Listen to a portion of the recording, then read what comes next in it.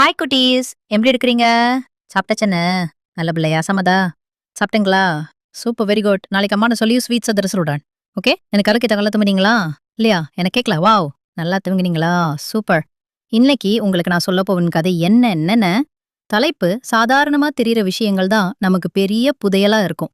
கதைய நான் சொல்லட்டுமா? ஒரு ஏழை பையன் அலாவுதீன். அவன ஒரு மந்திரவாதி ஏமாற்றி காட்டிற்குள் அழைத்து வந்தார். உடன் அங்கே பார்த்து அதிர்ச்சடைந்து நின்றான். காரணம், அங்கே நிறைய நகைகள் மற்றும் அதன் நடுவே தூசி படிந்த பழைய விளக்கு ஒன்று இருந்தது. அந்த விளக்கை பார்த்தவுடன் அலாவுதீன் மந்திரவாதி தன்னிடம் கூறிய விளக்கு இதுதான் என்று நினைத்து அதை எடுத்துக்கொண்டு குகைக்கு வெளியே வந்தான். தூசி படிந்திருக்கும் அந்த விளக்கை துடைக்க நினைத்தான். அலாவுதீன் துடைக்க ஆரம்பித்ததும் அதிலிருந்து ஒரு பூதம் வெளிப்பட்டது.